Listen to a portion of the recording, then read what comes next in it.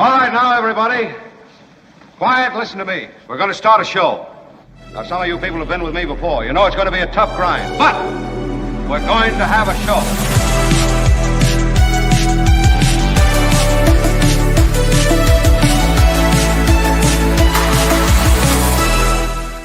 Thank you all. Oh, I'm so delighted. It's the kind of warm reception that I expect a head of state would get. And I'm so grateful for your recorded adulation. Albert is here today, Albert, everyone. thank you. I know. Albert's got his fans, for sure. And Kim is here. Kim, how are you? She's been working assiduously, which is a ding word, to make sure that everything is in place. And she, too, has her fans. So, first into the chat today was, I believe, CBD. Mark, what time did you end up uploading this live link? I kept checking and finally gave up. This is for YouTube viewers and listeners. That's what that live link refers to. I don't do it. Kim does it. What time did it go up, Kim? A little after 1 a.m. A little after 1 a.m., which is, way before the, Anyway, CBD was first in with that question. And Zero Sum said it, I think it was around 3 a.m. Is it your testimony, Kim, that it was 1 a.m.? Because apparently there are people who say that it's 3 a.m. Like 1:30-ish. I was waiting for you to make a decision, but then you never popped back in, I ended up making the executive decision. I blame you. I get it. It's my fault, of course. Whenever there's an issue, Kim always goes, Mark, what I was doing was I was working on this thing for you. That's right. That's why. I blame you. Right, exactly. Anyway, we've got a lot going on today. We will talk about Donald Trump in the United Kingdom. He's been greeted as many foreign dignitaries do get greeted in the United Kingdom. And I'd say there was an extra layer of pomp and circumstance added to the Trump arrival. There is no crew on earth that does the pomp and circumstance the way the Brits do it. There is, look at the coronation. Look at anything. Look at Buckingham Palace. Look at all that stuff. All these holdovers through the centuries. The uniforms and the traditions and the carriage ride and it's all really. So, in a moment, we'll speak to my favorite Britisher about what's going on. But there is, for those watching on YouTube, there is Donald Trump and King Charles, and they're addressing one of is that the Palace Guard, Kim? Yes. Yes. Mm-hmm. Quite impressive. They might have a different name that Anthony Davis knows, but yeah, there's a lot of names and stuff. I know that their hats are, I think they're called bearskin hats. Wow. If that's true, I will be awarding you points, but they will be in abeyance for the moment. I think I'm at negative points right now, so that would be helpful. He's trying to get back to even. He's getting design ideas for the ballroom, says Amy right. B. Of course. Yes. Right. Windsor Castle projection is one of the things they did. And before I bring on Anthony Davis, I'd love to see a little wrap package on what happened with Donald Trump and his visit to the United Kingdom. Go ahead, Albert. The president made his arrival just a short while ago, landing on Marine One and then getting a horse and carriage tour of the grounds at Windsor Castle. But even though we're standing outside the castle, we can't really hear or see anything. It's all very protected because of security reasons. So what's on the agenda for the rest of today? Well, they're in a private lunch right now, and then we're expecting in a short while there's going to be a flyover actually between U.S. F-35 fighter jets and the U.K. Red Arrows. That's kind of their version of the Blue Angels that we have in the U.S. We're also getting a few details about the gifts that were exchanged between the royal family and President Trump and First Lady Melania. We learned that King Charles actually gifted President Trump the Union Jack, the flag that flew over Buckingham Palace on the day of Trump's second inauguration. President Trump also gifted King Charles a replica of President Eisenhower's sword. So a few gifts exchanges happening here today. And then tonight, of course, is that state banquet where about 150 guests will come here for a lavish dinner. There will be speeches by President Trump and and King Charles, really strengthening the relationship between the two leaders, as this is seen as the highest of diplomatic events that you can have between two countries.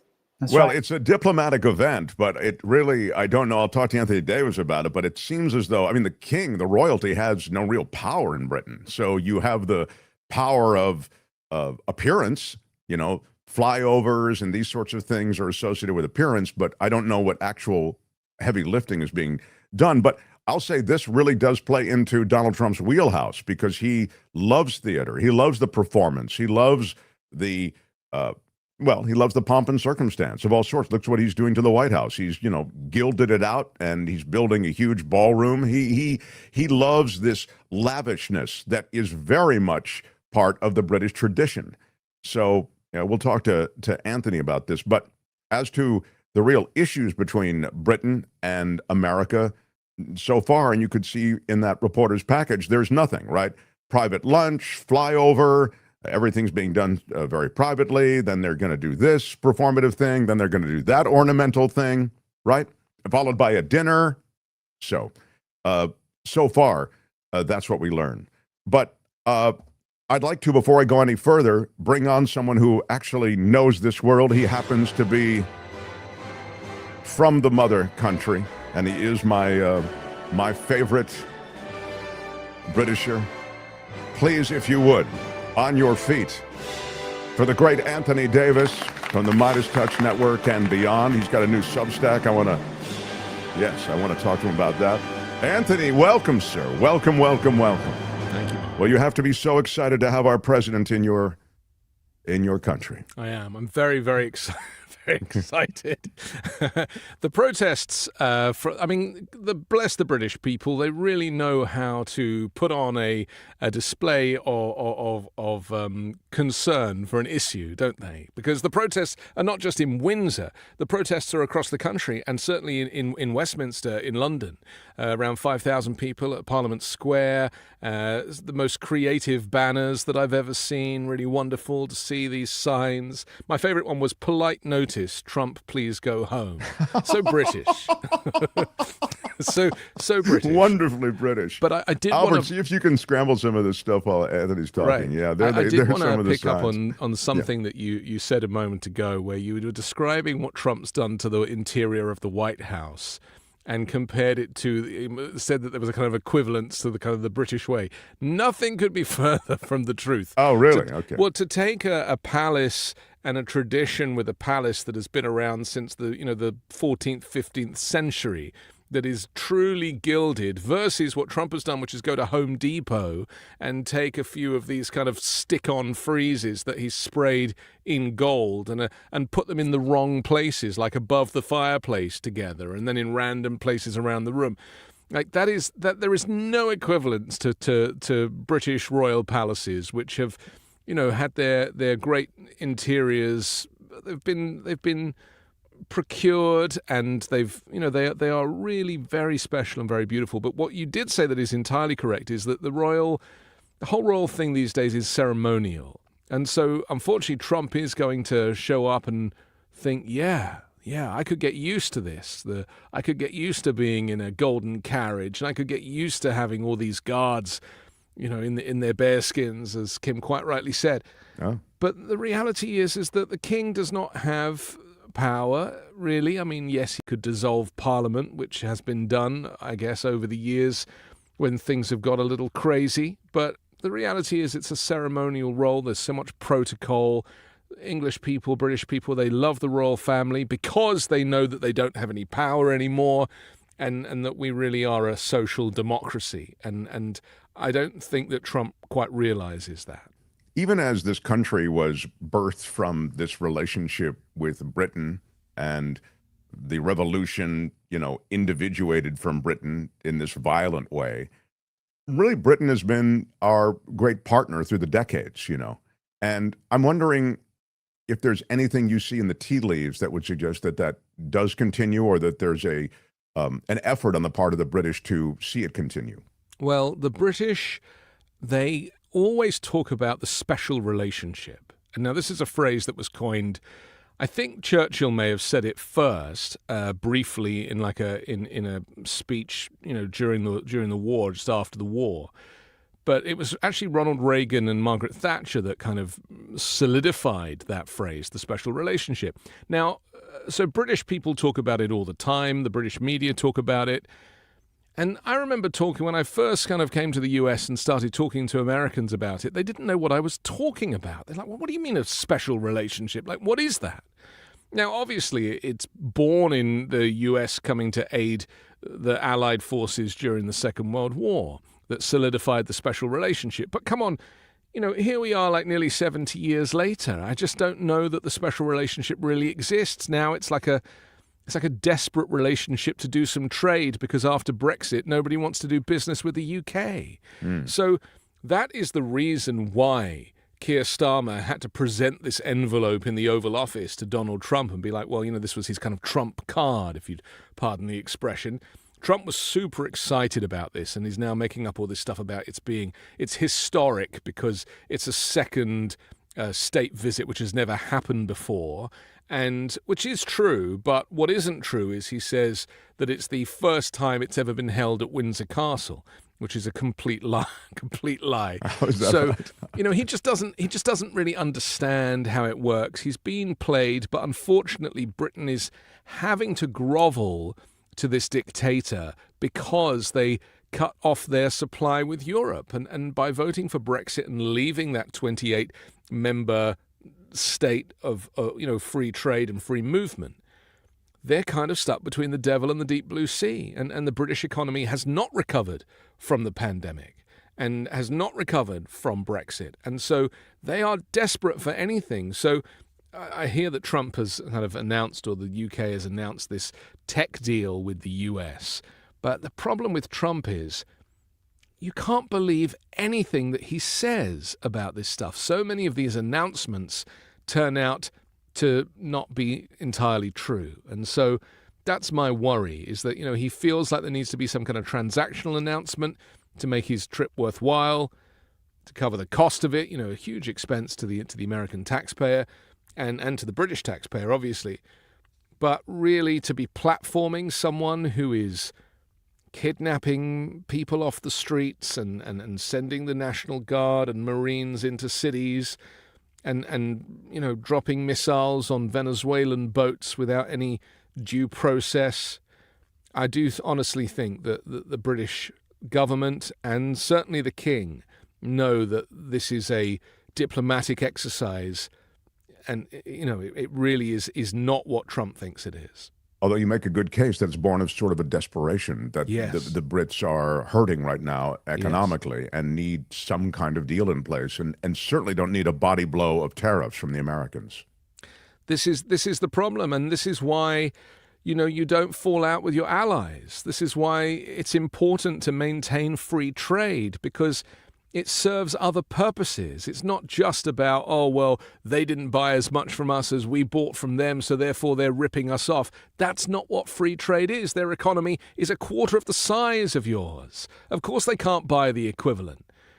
The fact that the president doesn't understand the fundamental basics of economics, let alone international trade, is the problem. And remember, Keir Starmer invited Trump before all of this craziness really kicked off. It was a few months ago that the envelope was presented, and that was before all the Epstein stuff. And, it's a situation now. And so that's why this is really rather embarrassing that this is happening at all. You mentioned the Epstein stuff, and I think we had a still image of that huge projection on the side of Windsor Castle, which was done by, people who were organized and trolling Trump. It wasn't the only thing they did. I think they had a big banner that they rolled out that was also Trump and Epstein.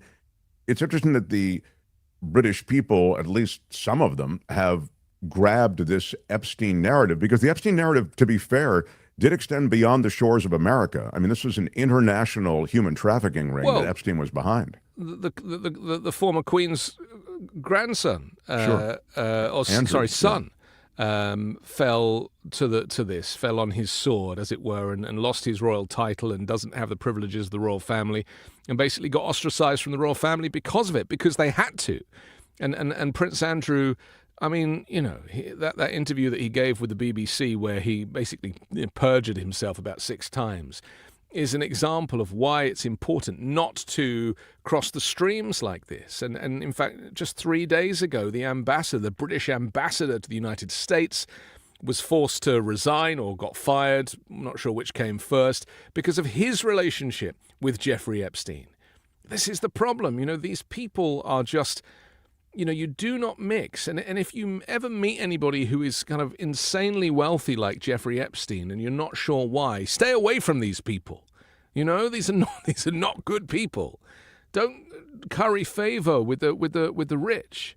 And I think that, British people certainly know that. So now the US ambassador is gone. That projection was actually out of a hotel window on the opposite side. I think they'd rented a hotel to do that. They've arrested 4 people in this. And obviously there's a lot of annoyance from the British people about free speech being curtailed because, arguably this is free speech. They just, when they wrote the free speech laws, they didn't take into account that we would have such powerful projectors that could do... Right. For those who are just listening and not actually watching on YouTube, I mean, the projection is immense. It's Jeffrey Epstein and Trump standing side by side. Yeah. But the image is broadcast there. I mean, it takes up the entire side. That's right. Of the castle. Yeah, it's been literally they've mapped the side of the castle to kind of wrap it around. I mean, this is very clever. But, there's been a huge number of arrests, nearly 1,000 arrests for people protesting the war in Gaza and not being supportive of Palestinians in England. Yeah, and in fact, I was going to ask you about the over the weekend protests. I saw... the bridge clotted with protesters there, and I saw much of London. They estimated over 100,000 protesters. Yes. What was that about? I mean, that seemed to be about things other than Trump. It was about immigrants, I think, and other issues related. Well, the rise of the far right extends obviously way beyond the borders of the US, right across Europe. And England...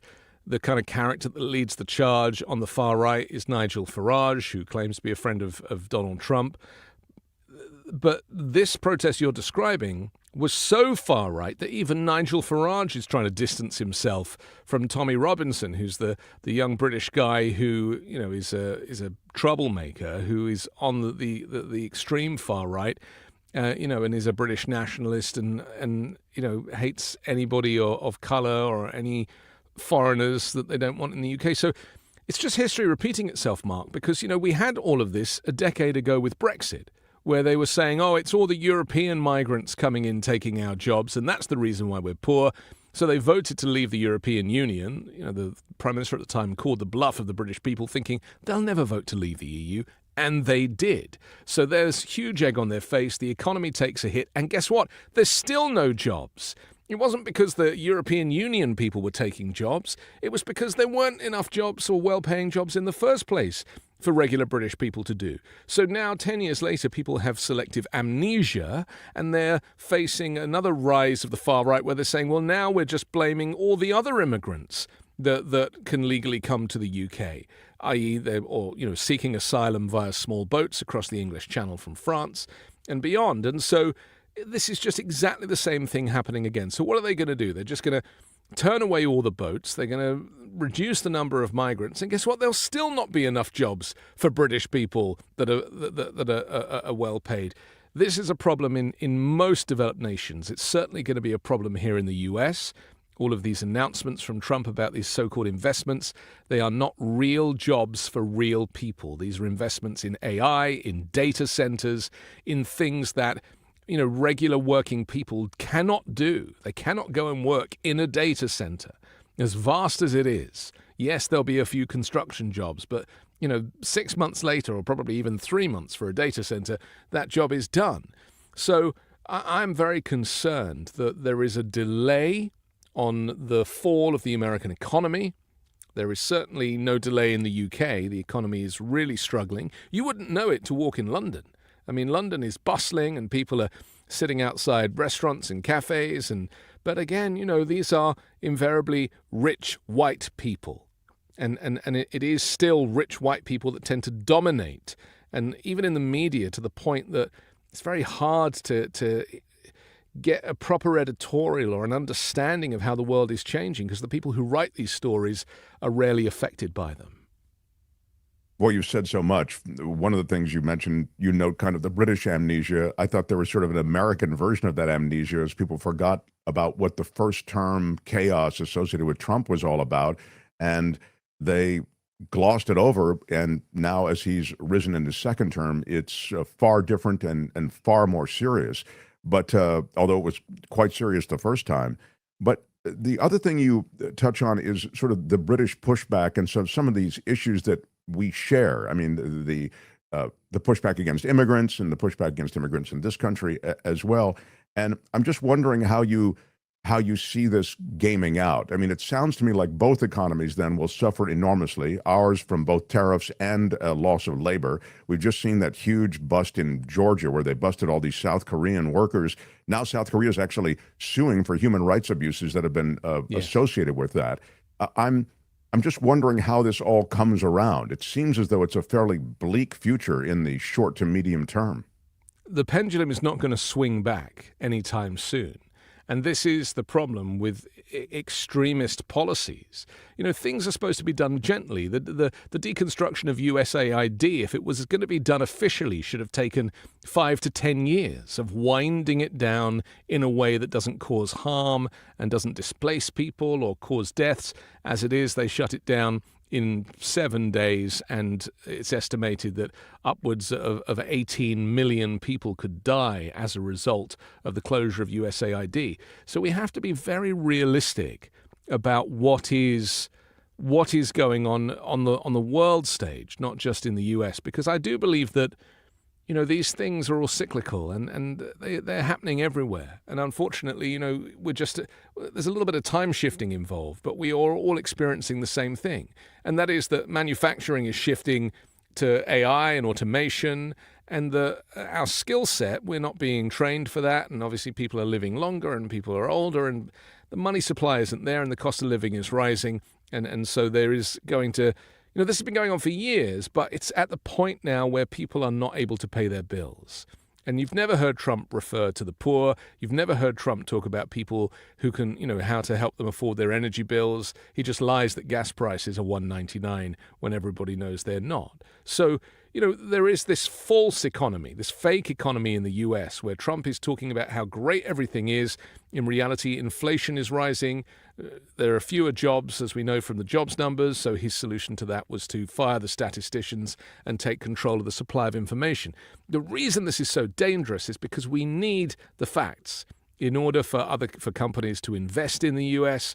And, you know, I can't imagine, because the UK still has a functioning government and a little more common sense, there hasn't been this kind of far-right takeover of the US government yet. Saying that, Nigel Farage's party is polling far higher than the Labour Party and even the Conservative Party right now. So my fear is, in answer to your question, that with Elon Musk's money, because Musk was very much behind that protest that you were talking about that took place at the weekend, with Musk's money and Tommy Robinson and Nigel Farage, you could find the UK falls to this far-right nationalist movement as well. And when I say it's cyclical, I think that, you know, the UK hasn't quite got to it yet, and the US is going through it right now. And other countries like, you know, Hungary, they're a little further ahead. So I don't know. I fear that it's not going to get better. And I hate to be the bearer of bad news, but let's be realistic here. The system with which we have to vote out these people is not functioning. The Democratic Party has failed to step up. Only really Gavin Newsom is making enough noise, but even he is struggling because he's kind of tarred with a slimy brush. So yeah. I just don't know that there is a way out of this. I really don't. It's interesting because I think also in today's political landscape and media landscape, it is personality driven. So when you talk about Gavin Newsom, you mention anybody else, I mean, Josh Shapiro, an emerging figure like Governor Pritzker in Illinois, these are all people who I think could rally some support. But as you also allude to, I think people, particularly Democrats, are kind of looking for the perfect date. You know, they just, well, he had that dinner at the French Laundry, and you know, he's kind of slick looking, kind of handsome. He speaks really well, maybe too well. This is the stuff of the Democrats. We're all looking to, you know, it's the old line, Republicans fall in line, Democrats fall in love, right? I mean, that is to say, we're looking for the love affair, whereas the Republicans just fall in line and they march. And it would be foolish of us to ignore the fact that the Republicans have been brilliant at manufacturing this crisis, this fake crisis. They have brought this upon themselves. They want the dollar to collapse. They obviously want the economy to crash. This is all part of it. And there's no way that, you know, Trump could be that stupid or even allowed to put all his eggs into the tariff basket, knowing that it's actually the American people that are paying for tariffs. So, you know, I am genuinely really worried about the U.S. economy, because I don't know what it looks like. You know, the way that when I first came to the U.S. and I saw how much homeless people were demonized, it's not something I'd ever experienced before. There's going to be a whole lot more homeless people. And so what do you do with that? Because in Washington, D.C., they just swept them all away, just basically removed them. They may criminalize it on some level. They may. Yeah. There are a number of strategies, none of them good.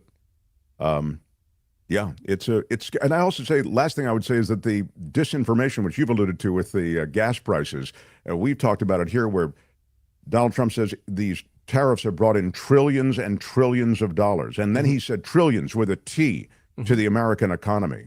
It's the most absurd statement ever. I mean, really, I mean, in a universe of absurd statements, that one just doesn't hold water at all. And well, he said 300 million people were drug addicts the other day because of fentanyl. I mean, when are people going to wake up to the fact that he just makes numbers up? And he made those numbers up for the tariff percentages too. When he was asked, well, how do you get to this calculation?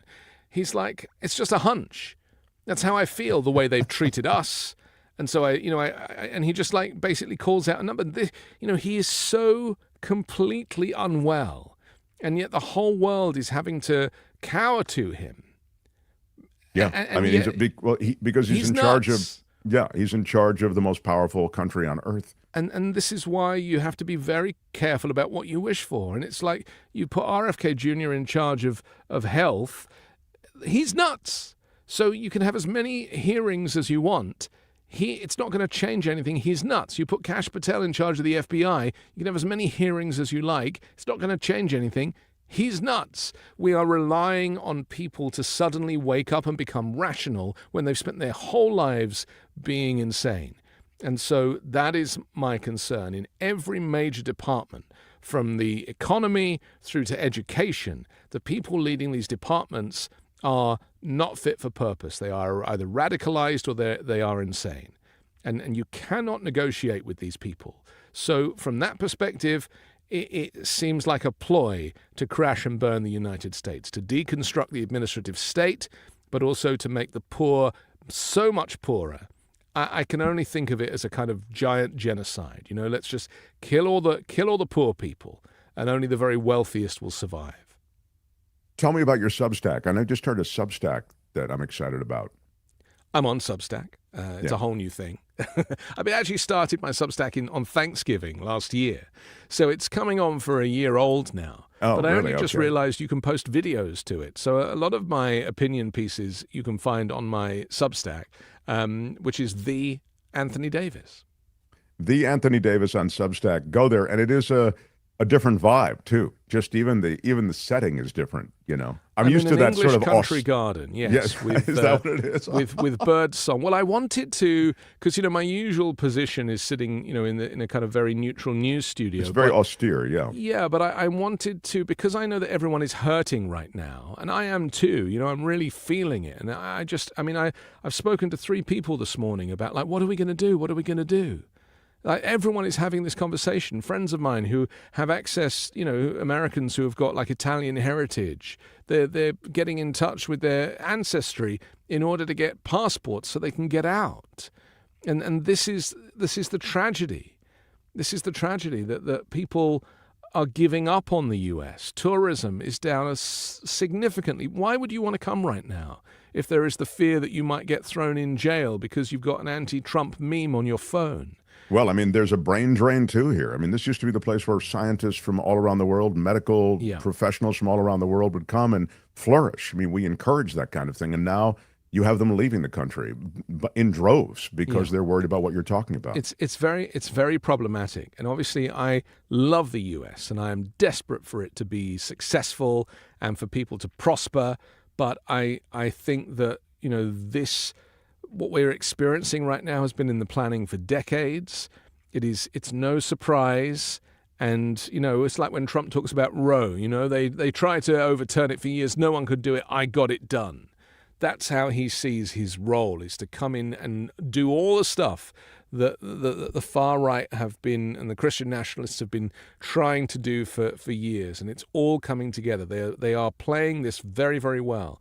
And the assassination, as tragic as it is, of Charlie Kirk is only going to solidify that position as they use that as an excuse to militarize so many of the sanctuary and democratic cities. So, be careful for, what's around the corner. I'm very worried about what's around the corner. So, all we can do is try and share the most accurate information and offer people a little bit of support. And that's why my Substack, I'm standing in an English country garden with birdsong, is because I felt like we needed a safe space where we could feel, like hug a tree, get a sense of go back to nature. What else do you do in these times? Sure. You look for those things that give you some comfort. Check out the Substack. Be part of it. Anthony Davis, I just think you're a treasure, and I so appreciate you coming through our world occasionally, and we will support your Substack endeavor and more. Thanks so much. Anthony Davis, my favorite Britisher, who deigns to come here when the bat beam goes up. I thank you, sir. Thank you, Mark. Anthony Davis, everybody. Bravo. Yes. It's inspirational, isn't it? I know that's something else they do. The music. So wonderful. All right. Bravo. Albert, you've done a nice job. The Mark Thompson Show. What do you have next for me, Albert? You've got I think we've got another distinguished guest. Smashed it with your iron rod. That you should do. Yeah, please hit the thumbs up. We have Rothmann in the wings, I know. Do we not? Let me get to a couple of comments before I get to Professor John Rothmann. It took 150 some odd years for the U.S. and UK to be friends.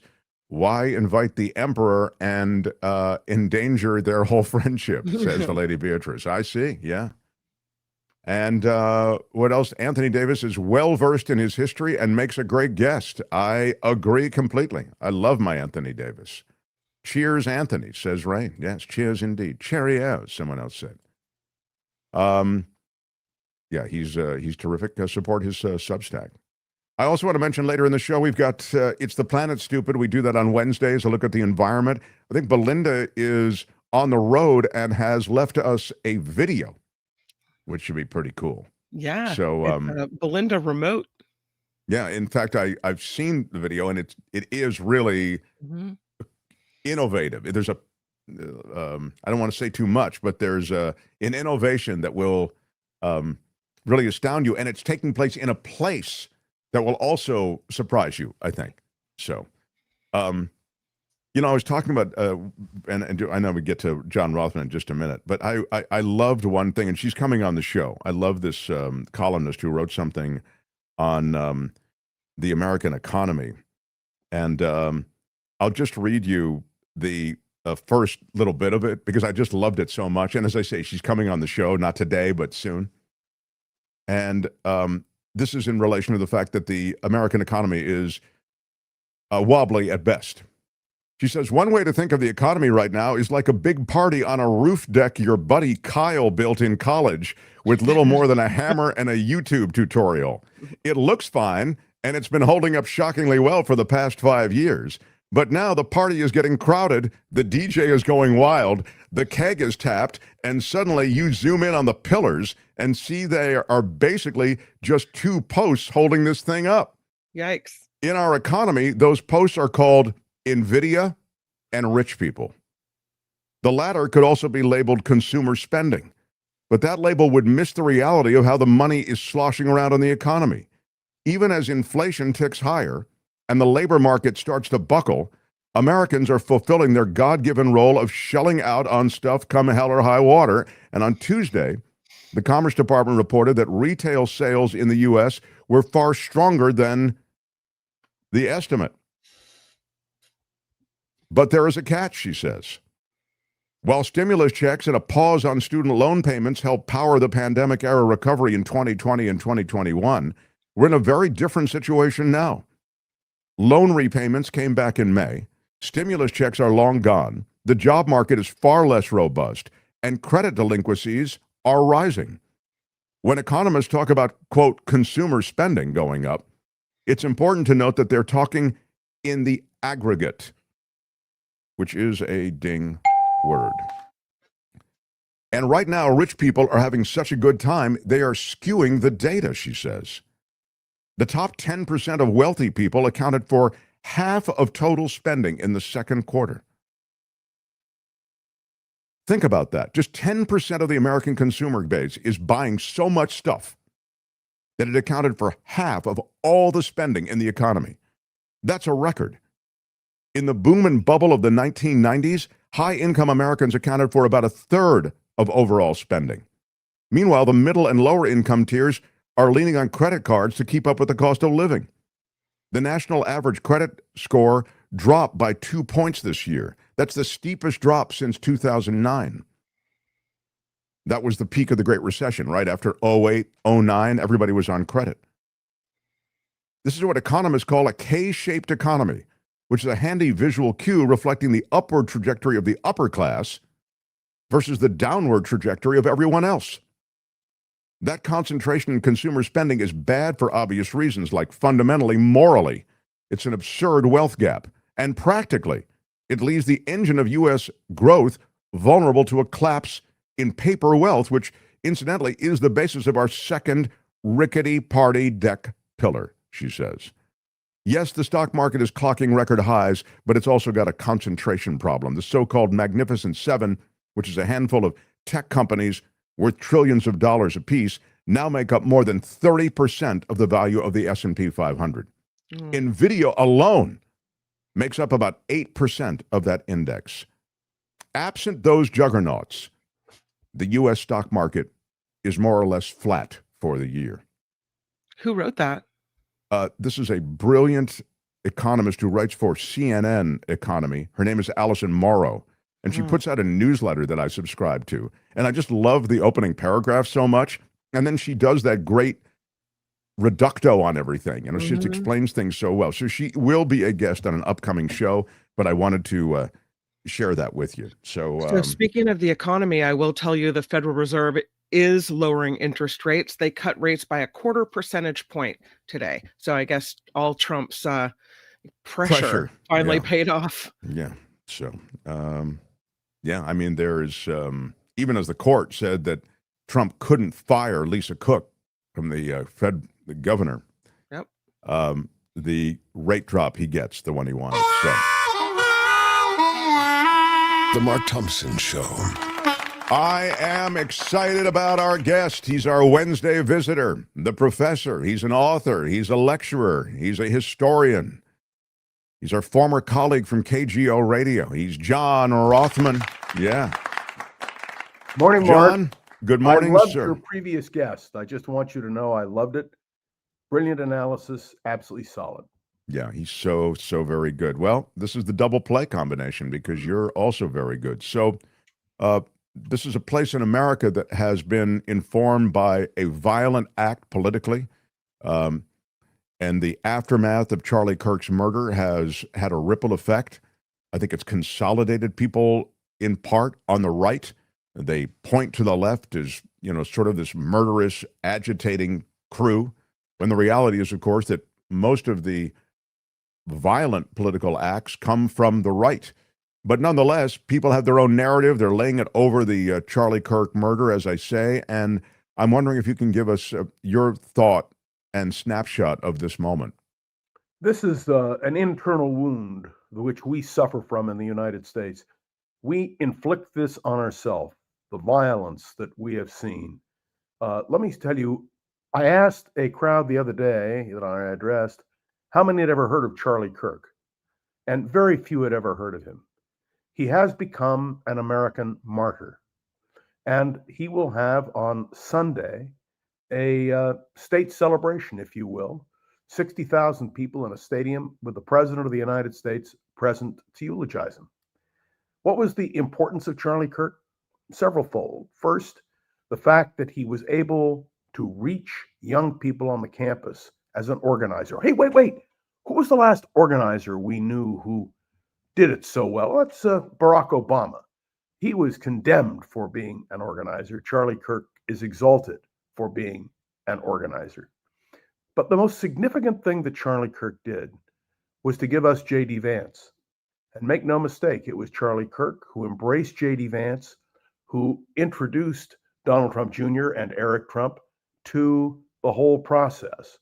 And although Charlie Kirk is gone, his legacy will live on. And the eulogies were incredible. Oh, one other thing, because you and I are both doing a podcast now, so to speak, who sat in on Charlie Kirk's podcast last week? None other than the Vice President of the United States. And where was it broadcast from? The White House. So I point this out because there are real implications. One thing that bothers me profoundly is the idea that the broad brush is being used to paint liberals in America as the cause of our misfortune. The fact that the President of the United States repeats that often should disturb every single one of us.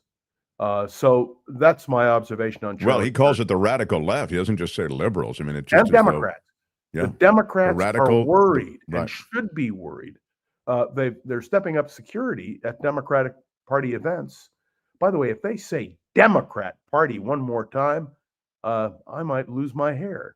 I mean, it is just incredible, the distortions. Anyway, go ahead.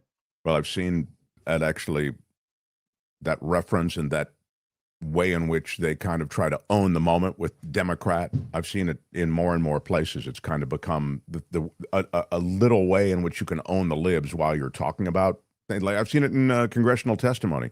And now let me just... You heard, by the way, Attorney General Bondi and Speaker Johnson go at it. And the question was free speech or hate speech. And the simple truth is you and I are able to make a living, if you will, because of free speech. None of us support hate speech, but the idea that all conservatives speak hate speech is wrong. And you'll note that there was such criticism from the right that Pam Bondi had to revise her remarks and say, well, of course I believe in free speech. I just wanted to point that out so people understand what's going on. No, you're right to point it out. And I think that there was some blowback even on the right to some of what was pointed out and said by Bondi. But you mentioned Bondi and the Justice Department and Patel, of course, now on Capitol Hill in shouting matches with various Democratic senators. Terrible. Yeah, I mean, this, and you probably are going to disagree with me on this, but this is something of a forum that Patel does very well with. I mean, I've always felt as though these people that Trump has hired, he's hired them because they do well on television. He's hired Peter Hegseth because he does well. How many Fox News people? And by the way, Patel was also a radio talk show host, just what you and I did. And, do you have the Patel stuff, Albert? Did I send you some of that? I think I did. But I feel as though these shout downs that Patel gets into, he'll win them. But I want to be clear, he will win. He knows how to hug the microphone and outshout anybody on that panel. And so Adam Schiff, who is a brilliant jurist, he's a lawyer, he's got a background of great learned intellect. He in this media landscape that just values who can shout down the other guy best, I think Patel will always win. I thought for his try, I gave him a lot of credit. I think Jamie Raskin actually had a good little ramp up to Patel. Maybe that's what I sent to you, Albert. Cory Booker. Did Cory Booker. Cory Booker, I might part company with you on that, but let's see Raskin for a moment. Let's be a couple minutes. Let's take a look. Thank you very much, Mr. Chairman, and welcome, Director Patel. You and I have not had the opportunity to meet, and alas, you failed to respond to the 8 oversight letters I've sent you over the last 7 months. So we do have a lot of questions piling up for you, but I want to start with a word of praise. The first FBI director was J. Edgar Hoover, who steadfastly refused to hire women, African Americans, and other minorities as agents. And although he was a closeted homosexual who lived in domestic partnership for decades with Clyde Tolson, he also participated in anti-gay crusades. He aggressively promoted what we would today call white Christian nationalism. And he would undoubtedly be turning over in his grave to see as one of his successors a first-generation Indian American and a proud Hindu. So I congratulate you on being a breakthrough in this sense and being a beneficiary of the civil rights movement that opened up the FBI and the federal workforce to lots of people who never would have been hired in its first decades. Alas, you share J. Edgar Hoover's dangerous obsession with blind loyalty over professionalism and effective public policy. For Hoover, it was blind loyalty to him in keeping his secrets. For you, it's blind loyalty to Donald Trump in keeping his secrets. During your confirmation, it was widely noted on all sides that your primary qualification was your unwavering loyalty to Trump. Unlike other directors, you had no work experience at the FBI, but you had made over 1,000 media and political appearances in support of Trump's campaign. Your Senate confirmation vote was 51-49, the closest in history, with your opponents warning you were not qualified and had no interest in actually developing the qualifications for the job. I hoped that they were wrong. Alas, they were not. While most other new FBI directors drew on their experience as FBI agents, you didn't have that. But you did write a picture book trilogy for children ages 5 and up based on your experience clashing with President Trump's political enemies. In your book, you describe your literary alter ego, Cash the Knight, as a wacky, easily bored wizard carrying out King Donald's vengeance by driving his enemies out of the kingdom. In the books, King Donald is besieged by the evil Hillary Queentown, but saved in the end by Cash. Then Cash goes on to catch mules who are stealing the 2020 election for the great King Donald from Sleepy Joe. And then in the third book, Cash takes down the dragon of the jalapenos, nicknamed the DOJ. Your supporters had hoped that you would graduate from imagining yourself a romantic fairy tale knight to actually running America's premier federal law enforcement agency. Alas, just as we've learned how dangerous it is to put a science-denying anti-vaxxer in charge of our public health, we've learned how dangerous it is to name as director of the FBI a man who thinks of himself as a fairy tale knight who keeps a fire-breathing dragon named DOJ at home to forcibly drive villains out of the kingdom. When Charlie Kirk was assassinated, while his killer was still on the loose, you decided you didn't need to be at FBI headquarters in Washington to work with your team while the chaotic manhunt unfolded. You spent your evening dining in a swanky Midtown Manhattan restaurant and tweeting out false information that the subject of the shooting was in custody, a statement you had to retract 1 hour later. Your performance was so disturbing that even the MAGA base was alarmed.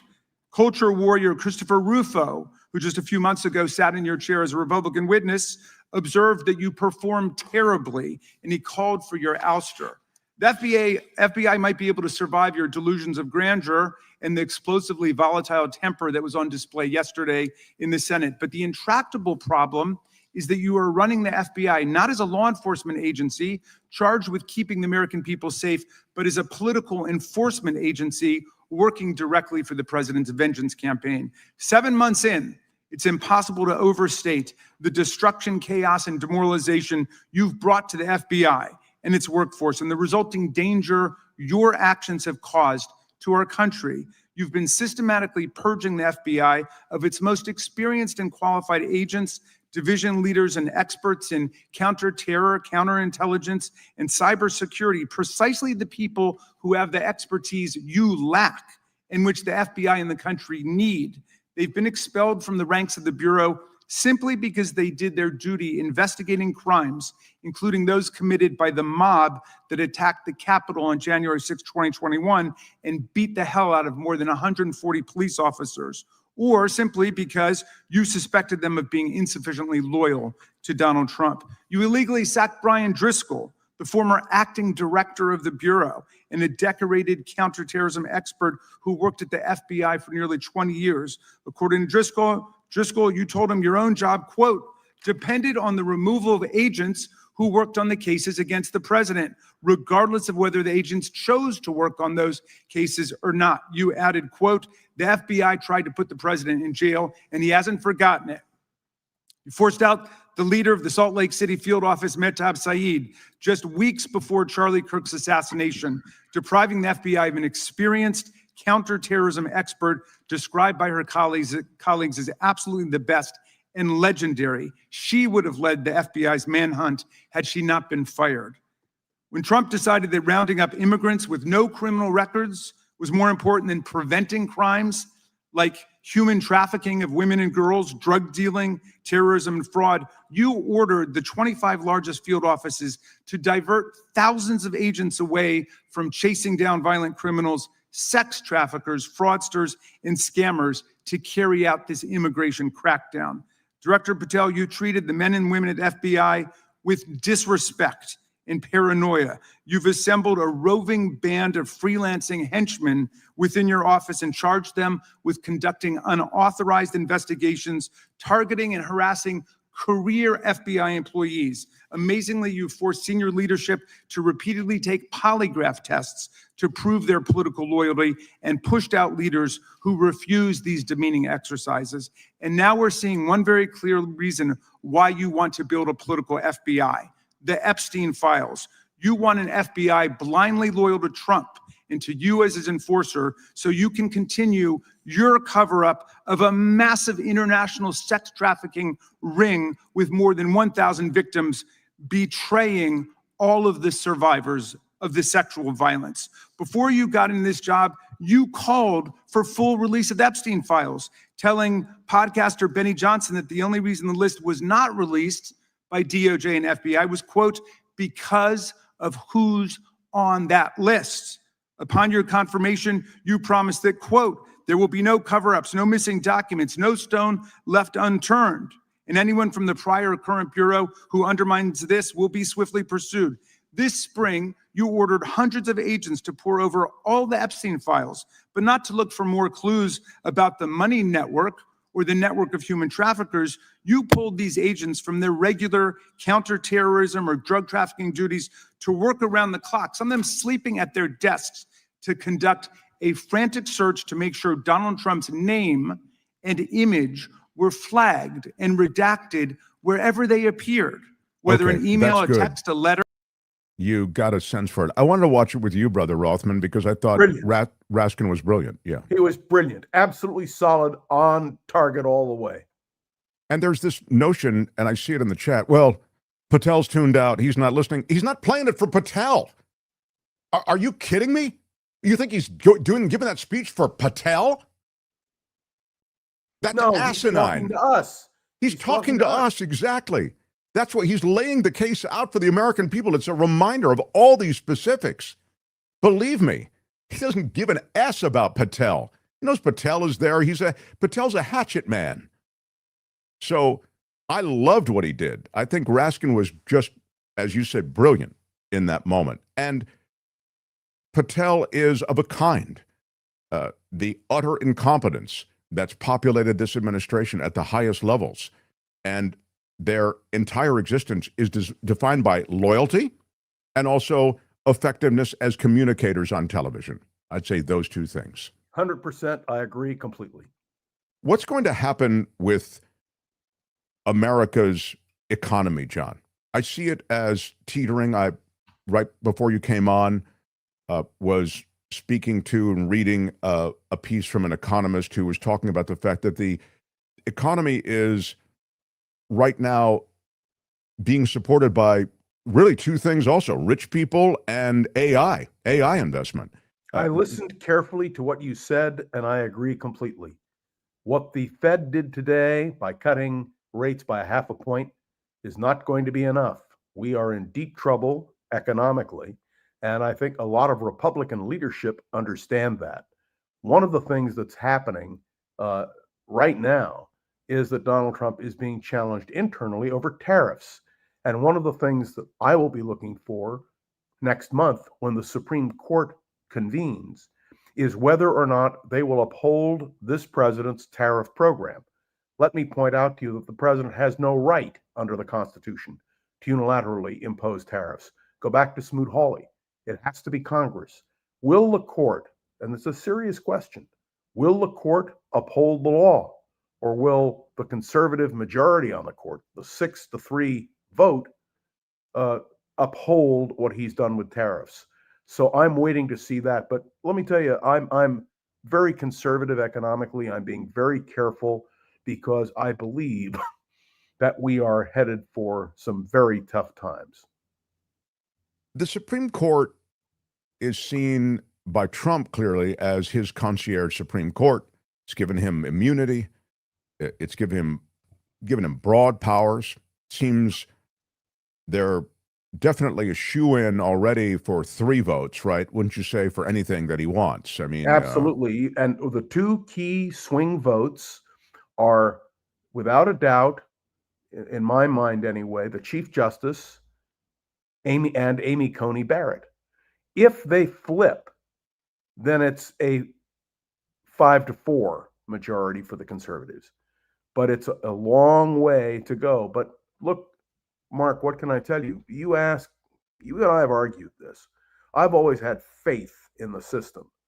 I have almost no faith that we will withstand this crisis unless the Supreme Court stands up and really reacts. So that's what I'm waiting for. And we'll be talking about it a month from now. Exactly. It's on the docket, which will be. By the way, can I just make a quick comment? Did you listen this morning to the former CDC director and she the testified, Republicans of Robert F. Kennedy Jr., not all Republicans, but most. What Robert Kennedy Jr. has done to the health of this country as Secretary of Health and Human Services is the most disgraceful, horrific thing I've seen in years. And the fact that he is still Secretary of Health and Human Services is, to me, absolutely abhorrent. Who's going to be for that? Oh, and by the way, did I tell you I'm suing you?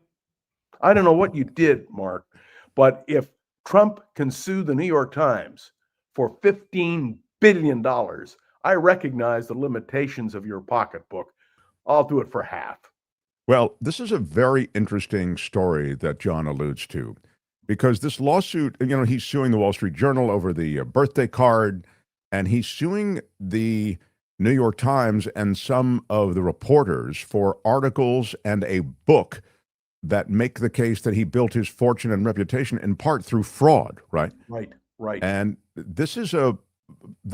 it brings only more attention, as usual, to something that he doesn't want attention on, right? I mean, it's a little like Epstein. So you sue, and they're arguing, the Trump legal team is arguing, that the New York Times wrongly gave producer Mark Burnett credit for the success of the NBC reality show The Apprentice, rather than giving credit to Trump, who served as the show's host and star. I mean, if that's not just an ego play found in a court document, I don't know what is. Now, I know you hate it when I do this, so I'm not doing it to aggravate you.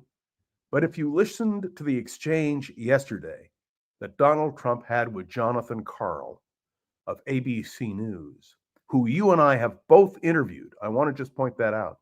One of the most solid, reputable journalists, I think, on television today. Yeah, read his book, had him on, sure.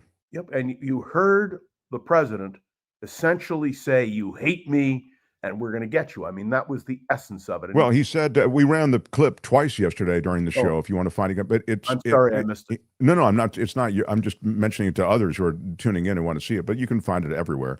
Where he said, "You have hate in your heart. And he was talking about hate speech. And he says, maybe I'll go after you. You know, your company's already given me $15 million or $16 million, I think is what he said. Yeah, which said, is I may go after you next. The Trump library, just so you know it. So, yeah, Trump's, that was a shakedown of ABC, shakedown of CBS. Most of these are shakedowns. This is just interesting because what he's trying to point to is the fact that he is a legitimate rich guy. And what they're suggesting is he was gifted all this money from his father.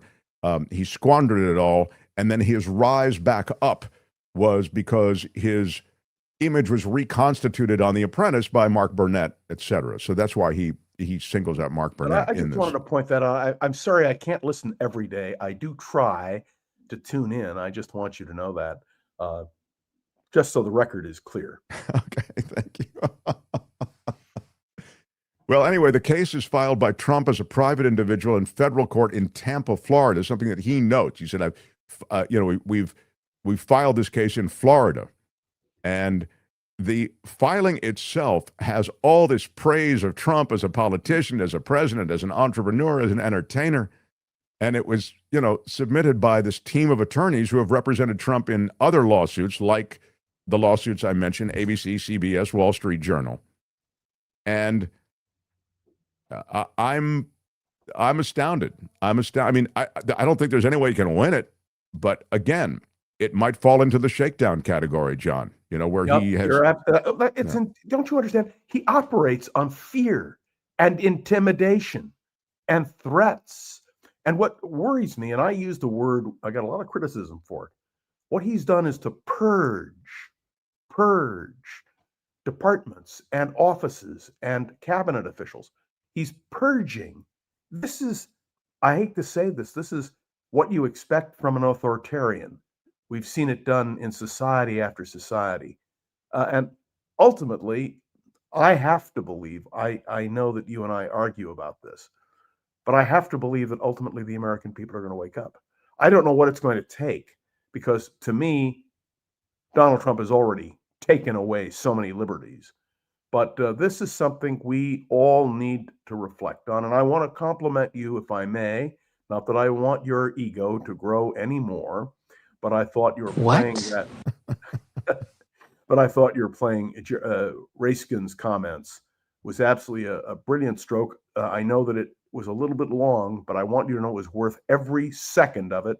And I'm delighted that you did it. Well, thank you, John, for that. I am. Do you know who I am? I am. I'm kind of a big deal. Yes, I am glad we ran it. But let me just make a point about the length. We're used to, particularly in this media landscape, short sound bites. That's why you see the shout down between Cory Booker and Patel, and you see these shout downs out of these Senate hearings. That's not the stuff of import. It's the stuff of virality. It's Raskin's sincere comments that matter. If we were still on KGO Radio, from which we came, John and myself and everybody on our crew, we wouldn't be able to do what I just did. We're on a podcast that allows us some breathing room. I could run all of Jamie Raskin. And by the way, I even thought about running it. It runs about 7 minutes. But the reason I thought it would be good to run it with Brother Rothmann on board is that I valued his takes, and I loved that whole run that Raskin did. And that was just, as I say, about 2/3 of it. So thanks for calling it out, because I think it was a way in which this show is different than the radio show in a good way. Yeah. And just offer one other thing. Some of you who follow me on Facebook, and I know many of you do, know that this last week, on the 11th, actually, we had 5 of us from KGO who got together, and we had lunch, and there was a picture posted. And we got hundreds and hundreds and hundreds of people saying what we all feel. The advantage of a KGO was that we could operate as a community and really interact with each other. And whether it's my podcast or the Mark Thompson program, the thing that we aren't able to do, which I regret more than I can ever say, is that flexibility. And Mark, if you had worked as I did for 11 years and 11 months, but who's counting, the overnights at KGO, I would have played the entire Raskin thing, because in the middle of the night, you can do anything you damn well please. And it's made for very stimulating radio. I would, yeah, we'd be up against commercials and likely not be able to do it during the day. But look, John, we value your take. I mean, it looks as though I will swing you for a second over to Gaza and everything happening there.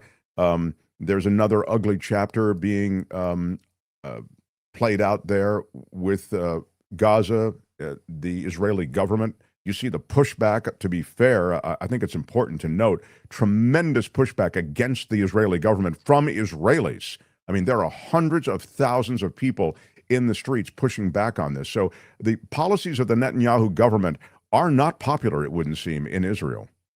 I don't know whether they're popular or not, because there won't be an election until next year, and then Netanyahu will face the people. But this I do know, and I hope you noted this, that 150 Jewish professors at the University of California at Berkeley have released a statement condemning the Trump administration for wrapping all of their so-called free speech in the cloak of fighting anti-Semitism. There are two issues for Jews in America that are vital. One is the idea that we will not accept Donald Trump using that bogus issue. But the second is American support for Israel is firm, and that's what's important. I point out, and I do it very respectfully, that if Israel laid down its arms tomorrow, it would be destroyed. If Hamas would lay down its arms, we might see a ceasefire and some reconciliation. No one I know defends what is happening today in terms of what the penalty and the obvious tragedy for the Palestinian people. They must reform themselves. But until then, as we saw a terrorist attack in Jerusalem just last week, which Hamas initiated, no matter what they say, this is going to continue. Can you win people's hearts and minds?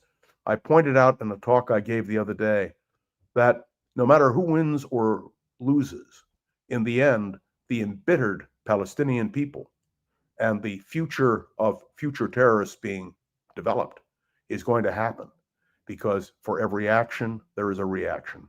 So from my vantage point, I defend absolutely Israel's right to exist in peace and security.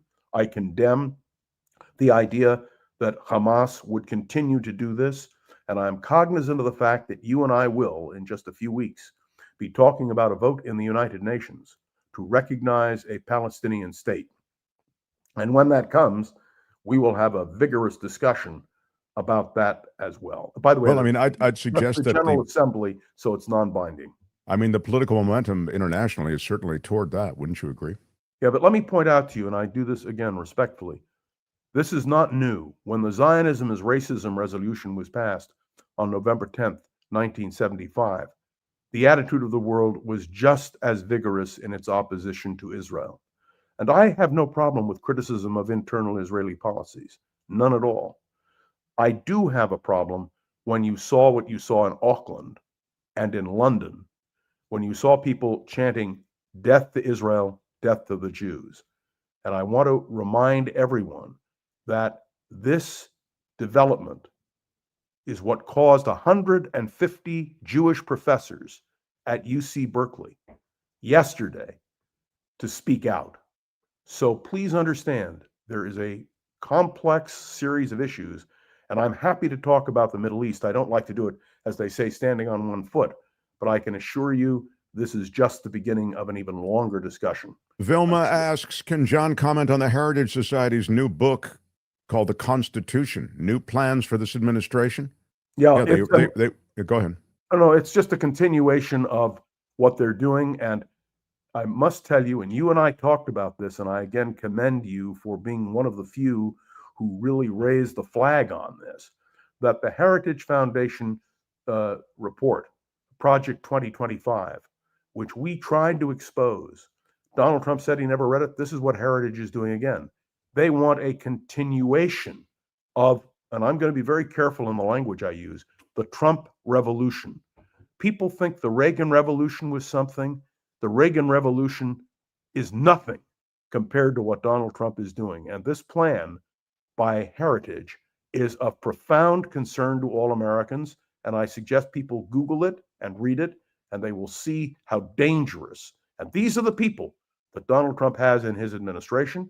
This is the map that they are using for the future. And it is something which we must fight against with every fiber of our being. Well, they have a different view of the Constitution, that's for sure, and essentially it's a rewrite. Not only is it a rewrite, it's a complete reinterpretation.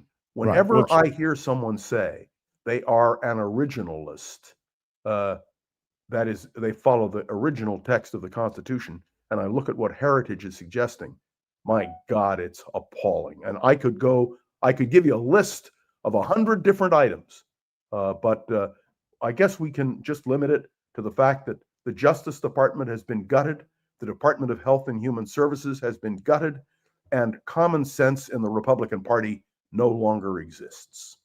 Well, I will say this about the coming about this Heritage Foundation rewrite of the Constitution. They offer an analysis clause by clause, and essentially it's a roadmap. It's a manifesto for the Supreme Court justices and others to interpret the Constitution in a way that will permit much of what we've seen talked about, the unitary executive, et cetera. It's terrifying. A broadening of these powers. Yeah, exactly. You heard the news from San Francisco that Trump is firing San Francisco judges who favor granting asylum. He is simply firing these immigration judges, and there is a little or no comment about it. So you and I are dealing with a problem which is so difficult and so complex. And may I tell you, we don't have enough hours in the day in order to explain all of this. I know you're going to deal with the environment in the next section, but I do want to say, just take a look at what's happened to the Environmental Protection Agency. Take a look at what's happening in the climate crisis around. I mean, you can go on and on and on, and that's the problem. It's so vast and so dangerous. And anyway, John, I appreciate you. Your podcast is a daily offering, Around the Political World with John Rothmann. Check it out. And may I throw in the voice of San Francisco? I do the podcast. I am the voice. And you will note that we had a major election here in San Francisco yesterday, and a member of the Board of Supervisors, Joel Engardio, was recalled. And this will put Daniel Lurie in the hot seat because of so many things going on here. But in any case, I know our time is up. May I say it is always a high honor and great personal privilege. And in conclusion, support the Mark Thompson Show. Oh, thank you, sir. Great to see you, John Rothmann. All the very best to you. John Rothmann, everybody. Yeah, right on. Right on.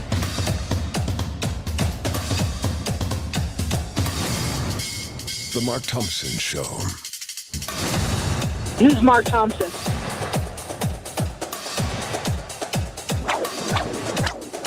Feels great. When they raided Mar-a-Lago, God didn't like that. I'm loving that you all arrived here, however you got here. Thank you for being here. Smash that like button, if you will. It's a weird thing, but that thumbs up really does matter in the YouTube universe. Smash it like a boss. Yeah, with your iron rod. Right on. And do appreciate Anthony Davis coming through for hour one. John Rothmann coming in for hour one and a part of hour two now. And I appreciate you rolling through. Hit the notification bell, subscribe to our show, and you'll know whenever there is a new video. And share conversations like the one I had with Anthony Davis or John Rothmann. Share it on places like Facebook. What is the story, Kim, with the fan page on Facebook? Do you go there? Yeah, I go there sometimes. Well, give me a state of the state on that, please, then. You're my, I'd like a brief report. There's a lot of different folks posting a lot of different ideas. Could you be more generic in your description? Did you want a rundown of exactly what is on the page at this time? I don't need an exact rundown, but like, for example, they will say this or that. I'm just curious as to what things that we do on the show animate the conversations or the back and forth there on the Facebook page, which is the Mark Thompson Show fan page. Sure. It was started by who? I'm sorry to interrupt. It was started by who? Started by Wes. who is taking a little Facebook break right now for sanity. But, Wow, as that's one has to ironic, do isn't it? at some Yeah, yeah, point, you have to. yeah. But there's a lot of posts recently about the Charlie Kirk and about free speech. Um, People are, will post different things from different podcasts or video shorts or reels that they have seen. Sure. Someone posted recently something about a fly infestation at Alcatraz Island. So there's a meme about living in That's a not fake. fascist That's real. nation. Oh, okay. Well, maybe it Yeah, is. Yeah. yeah, a Wow. lot of Kirk things lately. That's So something. Well, yeah. I'm always anxious to hear reports from the front. What he's got going here is a situation. All right. It's on Facebook. Here's a And, good one. There's yeah. I found this one amusing. I have to share my screen. This one I think is amusing. They had recently someone posted this video of Kash Patel, kind of a short of Kash Patel. You can see here. Oh, he's wearing like the Yeah, Vikings outfit. Yeah, because he said on to Valhalla, right? Oh, And that's so right. there's That's somebody right. makes him into a Oh, that's Viking. really good. AI Yeah, I thought is that was good. pretty clever. Yeah. Wow. Mike from Detroit, well done on that. Mike from Detroit City. Uh-huh. Wow, nice job. So, Man. it's an interesting place to gather. Yeah, I don't know. That's cool. How does the internet work? All right. Well, you get on. I guess it's the Mark Thompson Show Facebook Mark fan Thompson page. Show fan discussion page. Yeah. That's really, really cool. Well, That's what it's anyway, called. very, very cool. Albert, I do have a heartbeat here before I have to get on to the next item, I think. Isn't that correct? Yeah, I you always got need to be some time reminded. here and flexibility in the second hour. All right, cool. I'm wanting to go to Kim's news. She works very hard to craft a newscast. And of course, as she's mentioned already, there's been a lot of stuff breaking this morning, not the least of which is the decision by the Fed to lower, I think they're going to lower a 0.25% off the off the Quarter prime percentage rate. point. Yeah. That's right. So that probably is the big breaking news, certainly with the economy, but I know there is more going on. So let's hit Kim's news. Then we've got It's the Planet Stupid. Then I'll pick up whatever pieces of information I feel you should still know about. There's actually quite a bit. There is more Kirk stuff. There is more Kash Patel stuff. And there is more even in the way of the Chicago mayor and the back and forth with Donald Trump plans to send troops to Chicago. So all of that's still to come. And we'll get to all of it as we continue. All right. That's the plan. Kim's news, and we continue. Mark Thompson Show. The Mark Thompson Show.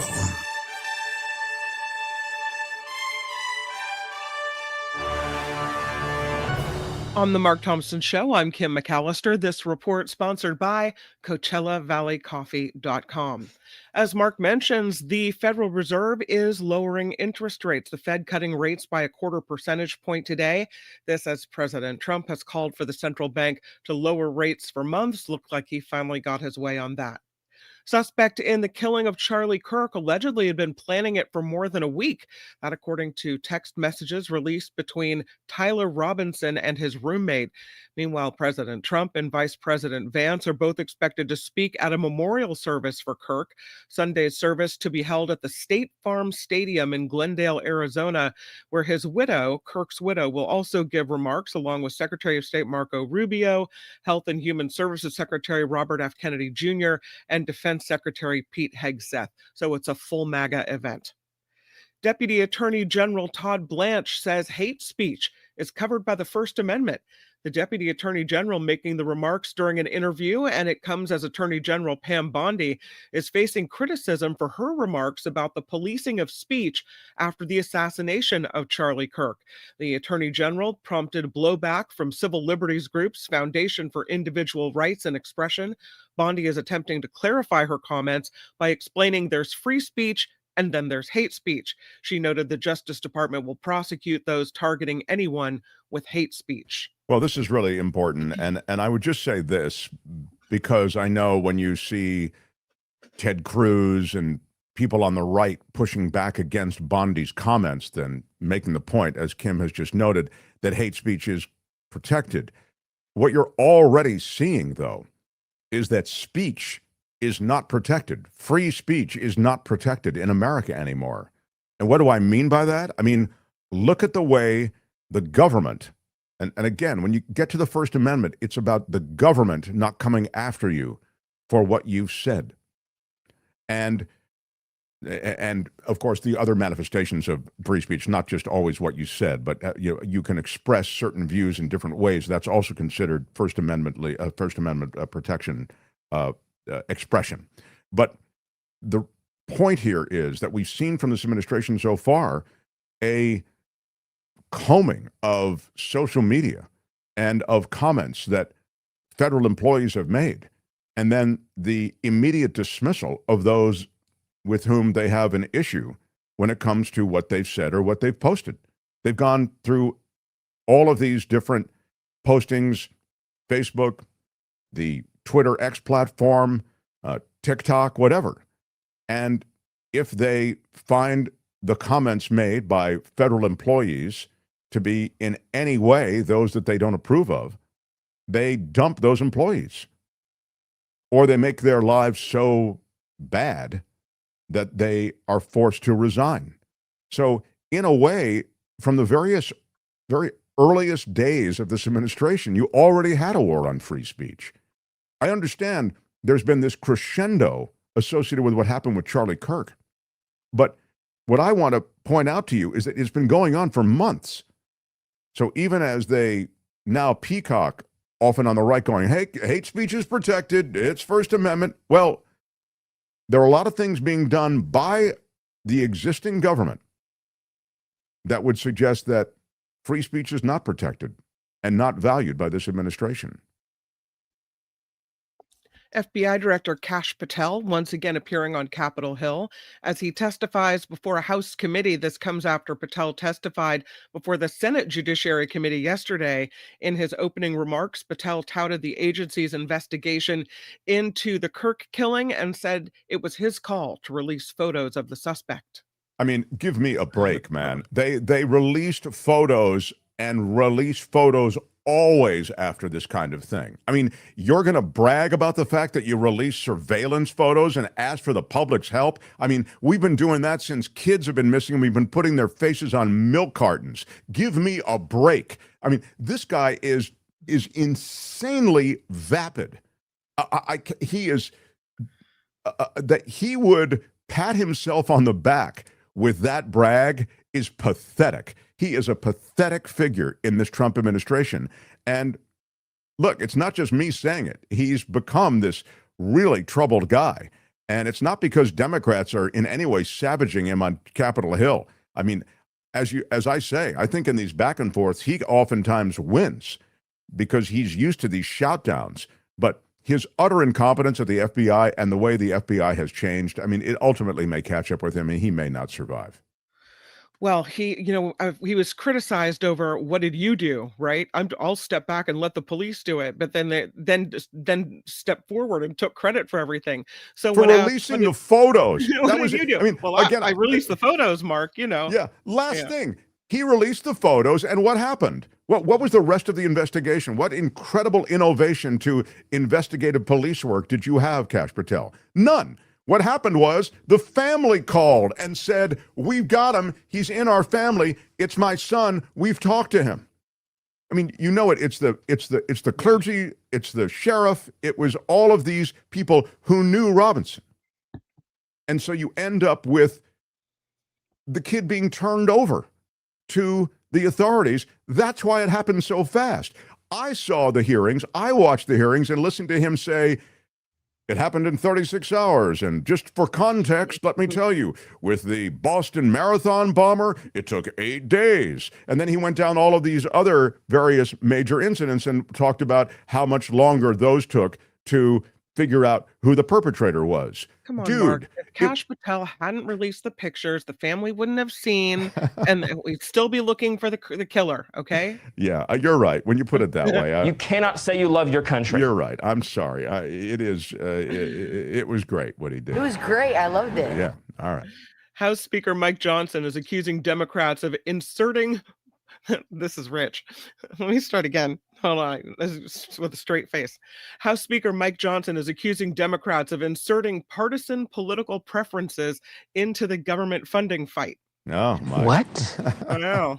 Yeah. Shocker. During an interview, Johnson said Democrats are going to lose this battle and warned they are risking a shutdown if they don't drop their demands. Democrats are calling for the extension of the Affordable Care Act and tax credits, and Republicans will need Democratic votes to enact any stopgap funding bill.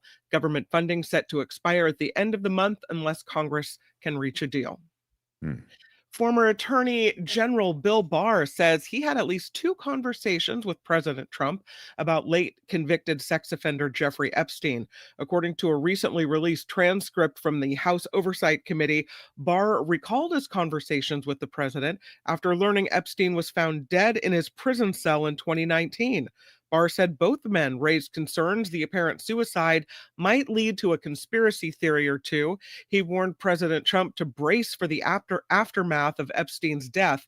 House Oversight Chair James Comer released the full transcript from Barr's deposition last month, as well as letters from Attorneys General Alberto Gonzales and Jeff Sessions. Well, just to remind you, Bill Barr's dad hired Jeffrey Epstein for that boy's high school. Okay, he hired him as a math teacher. Bill Barr isn't just some kind of dude who was attorney general who's weighing in on this. He has connections to Jeffrey Epstein through his father. And Bill Barr is the guy who did what? He dry cleaned the Mueller report. I mean, Bill Barr's been covering for Donald Trump ever since he set foot in the Oval Office. So Bill Barr's comments are, I'm sorry, they're tainted, massively tainted. Late Russian opposition leader Alex Navalny's widow says foreign lab results concluded that he was poisoned. According to the post from the woman's X account, laboratories in 2 different countries conducted independent examinations and determined Navalny was poisoned while serving out a prison sentence at an Arctic penal colony. Authorities, though, say the Russian opposition leader died of a combined illness. They are rejecting claims that he was intentionally killed. Former New York Congressman George Santos says he is in solitary confinement after a death threat at his New Jersey prison. The 37-year-old says he's been forced into solitary at the FCI Fairton for at least 30 days while the FBI investigates a threat against his life. In an essay for the South Shore Press, Santos described his new digs as extremely dirty, a cell with a sink, a toilet, and a shower with ice-cold water. That's kind of what this prison is George right? Santos? Yeah, George Santos. He's upset about George the Santos. condition. Hey, Mark, it's George Santos here. That George Santos? Yeah, that guy. Wow, man. This is too dirty. It's very dirty, the cell. Wow. Santos, who's serving 7 years in prison on federal fraud charges, has called the prison hell on earth and is hoping President Trump will commute his sentence. Wow. What's a little lie between friends? I'm telling you. More than 20 unions and college faculty organizations in California are suing the Trump administration for financial coercion. The unions and organizations represent workers at every University of California campus. The lawsuit, formally filed by the American Association of University Professors, challenges Trump's administration's $1.2 billion fine against UCLA. In August, the federal government suspended $584 million in research funding for UCLA as well, stemming from the pro-Palestinian encampments on campus in the spring of 2024.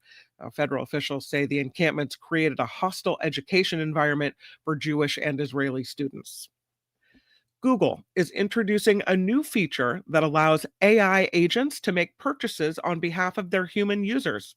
The company says agent payment protocol is completely secure. It requires dual approvals from the user. American Express, MasterCard, PayPal, Salesforce, and others are backing this. So there you go. An Atlanta man is being accused of stealing hard drives that contained unreleased music from Beyonce.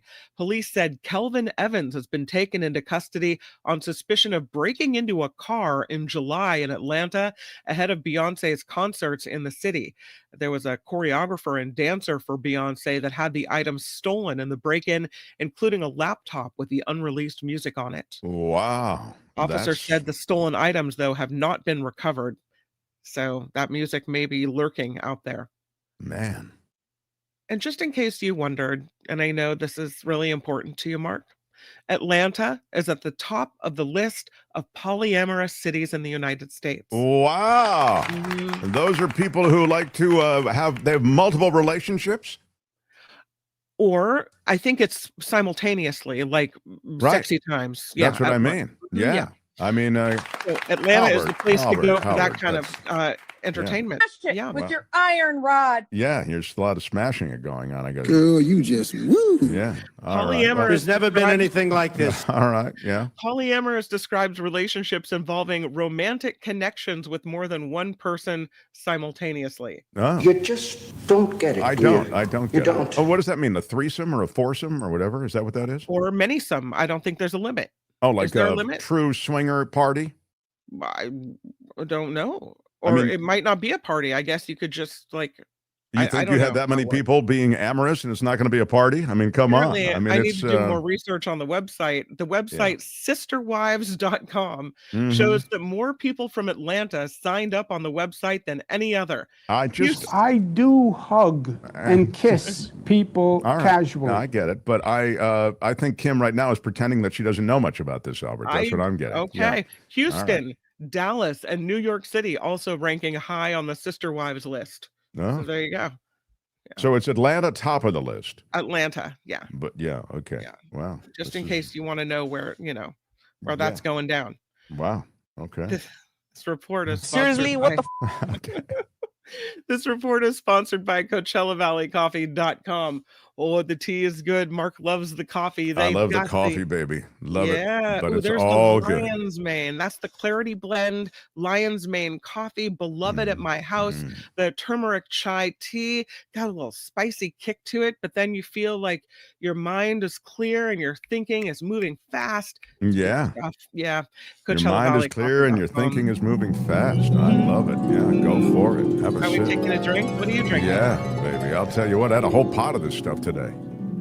That Clarity Blend. I actually did a blend of the Clarity Blend and the Ocotillo Espresso. Put it together, and I blended it for drip. Swingers Coffee says you matter. Yeah, you better believe it. You know, you're going to be polyamoroussing with that many people. You need to, you need to coffee it up. Yeah. Swingers Coffee. My niece lives in Atlanta, says AJ. She's part of a throuple. I love it. It happens. I love it. Mm-hmm. Why do I crave a cup of coffee? Asked Jeanette Sizzle. Oh, because look at those Clarity Blend beans. Yes. Smells so Perfect. good. I'm telling you. Clarity Blend beans. Oof. And like, not only is it, I love all the tea. Mark loves all the coffee, and it's just really good. We've heard recently the spices are good. I need to try the spices too. Oh my God, yes. It's fantastic. Yeah, get on it at CoachellaValleyCoffee.com.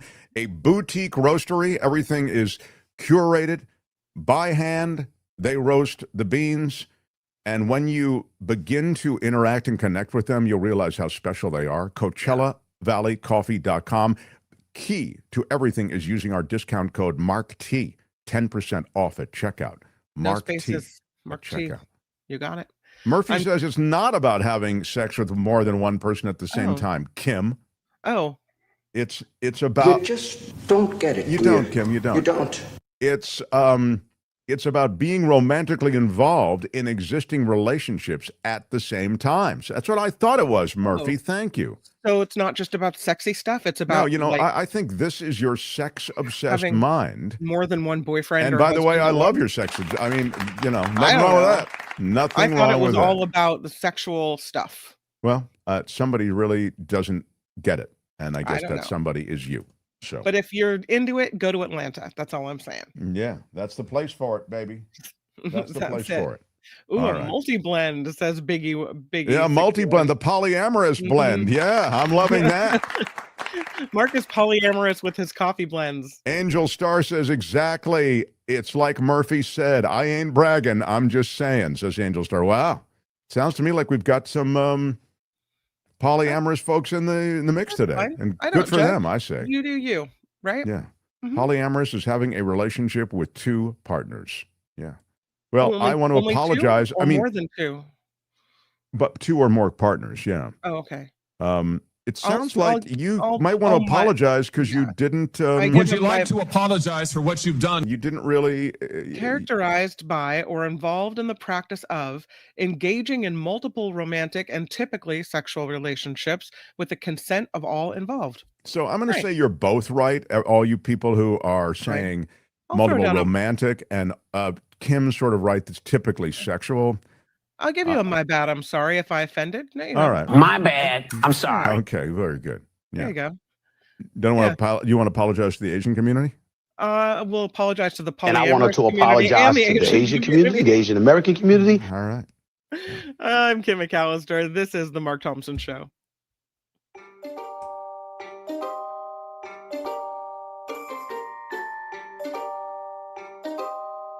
The Mark Thompson Show.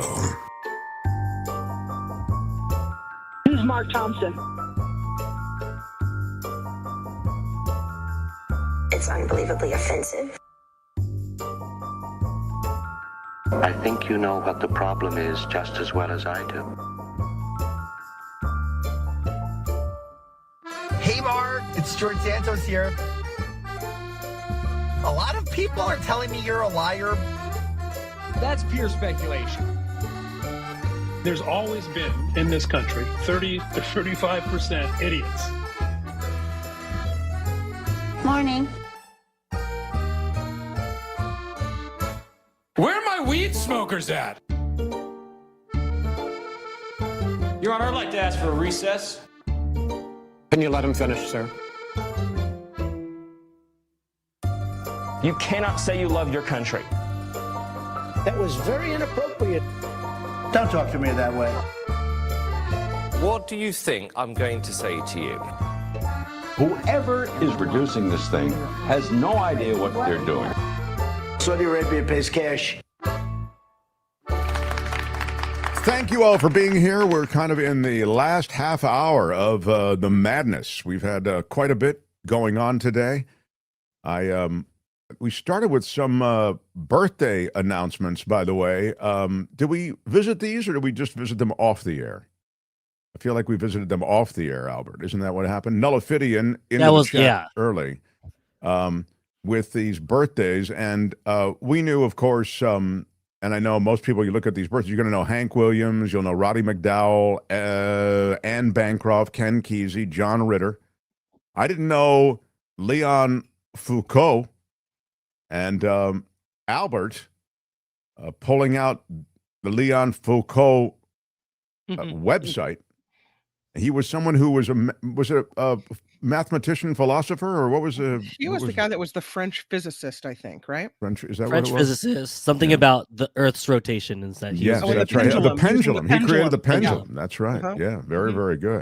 And then take me to the next guy, Bernard Riemann. Do we know who he is? He was the mathematician. He was the mathematician. Yeah. Okay. Who and then had dealings with triangles. Konstantin Tsiolkovsky. It's not Tchaikovsky. It's not the composer whose No, name was Pyotr. Right. This guy, it turns out, was a Russian expert on no, he's space. He was a space Space? guy. Oh, Yeah. very, very good. Mhm. Okay. And how about Edgar Mitchell? No, look up him. Let's look him up. Google it. One of the things we do before the show goes on is I'll go and then Kim Edgar just is a Dean blank. Mitchell was a United States Navy officer and aviator, test pilot, aeronautical engineer, ufologist, and NASA astronaut. Wow. He was on the lunar module pilot of Apollo 14. And in Wow. 1971, Mr. Mitchell spent 9 hours working on the lunar surface in the Fra Mauro Highlands region on the moon. He was the 6th person to walk on the moon. Aren't we embarrassed that we didn't know that? What do you get for being the 6th guy to do something? Well, apparently you get forgotten by a lot of other Americans. Which You is get sad. your name on the birthday list. That's what Yeah, you get. I don't know. John Ritter, I rode to the Super Bowl with John Ritter. He was a really great guy. Yeah, I didn't really know him well. I met him on that ride to the, but he was just wonderful. Of course. Like you were on a plane with him, or no, in a car? on a it was a bus ride. It was like it was a bus. It was a I don't want to brag, a celebrity bus. Do you know who I am? I'm kind of a big deal. A bunch of us people were going to the Super Bowl, guests of the network. Brian says with an $18 super chat, 5786 begins Monday evening. May the Rothmann clan have a sweet new year. Now, this would have been good to do during John Rothmann, Albert. Why did we not do it then? Kim, did you see this? And please be honest. You're under oath. I didn't see it, and I blame you. Yeah, of course. I blame you. All in the best of health, says Brian, and all of the Mark Thompson Show crew as well. Of course, we love you all. Brian Reich with a That's nice.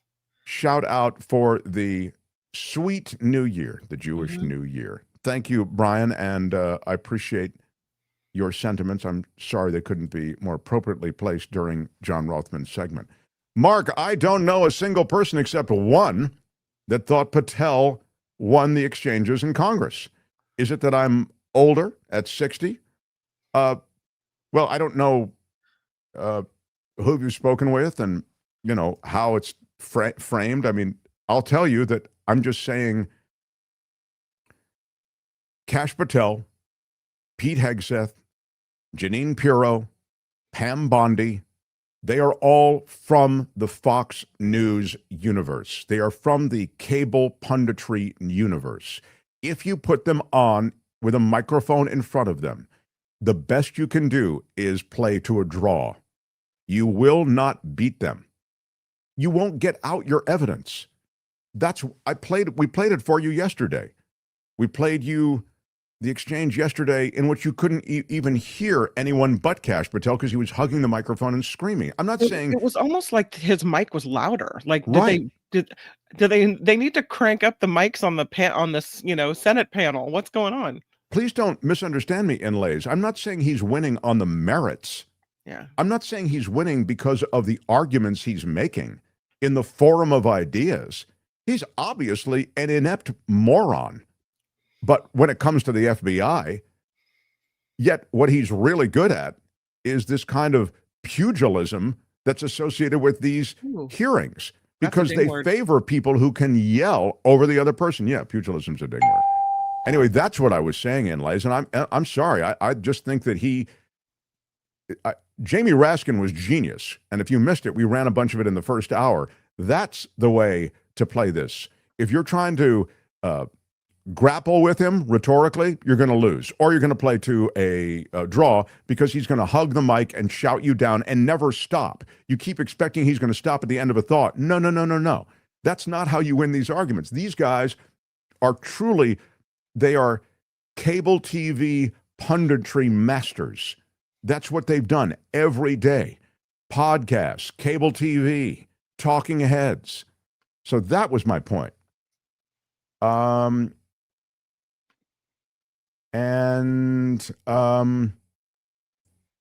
think Kash has tuned out. Oh yeah. Well, that was the point. I get it. It wasn't done for Kash, so that was it.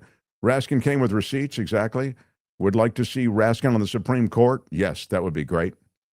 Our economy always crashes under Republicans. All true. Eugenio de Arnal with a $5 super sticker. Thank you, Eugenio.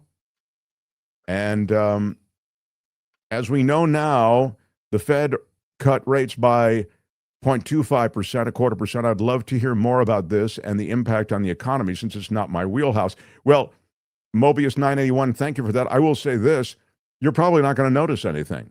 And the reason you won't notice anything is because this is a funds rate that is generally, it affects banks mostly. So if you're looking at car loans, for example, and you're looking at mortgage rates, they aren't as affected by this kind of thing as you would think they might be. if you look at the Treasury bill rates, that is something that would correspond more completely. But we'll see. I mean, again, this I think, not to say it's nothing, but just to say that the Fed rate and Treasury yields, they can even run in opposite directions, and those Treasury yields oftentimes are a better correlative with mortgage rates. So I want to do it now. On Wednesdays, we like to spend a moment talking about the environment, talking about the planet. This is It's the Planet, Stupid. The planet Earth. Some call me nature. I am very passionate about the planet. A living, breathing planet capable of sustaining whatever life forms we see fit to deposit on it. Spock, judging by the pollution content of the atmosphere, I believe we have arrived. It's the planet stupid. No. It's the planet stupid. Our guide for It's the Planet Stupid is Belinda Waymouth. She's on the road and filed this report. Hey, everybody. Guess where I am? I'm in this little high alpine desert town in Colorado called Crestone. Now, Crestone is super interesting because very small population, only 120 people, I think, officially in the little town, about 1,500 who live outside of town. But there are no building codes. So if you want to build your dream house and have no one tell you that it's not possible, not feasible, outside of code, this is the place where you come to do it. Case in point. This is Jay and Uma's dream house. For 30 years, they've wanted to build an earth bag house, and here it is. So they started in February of 2023. You can see the floor plan here.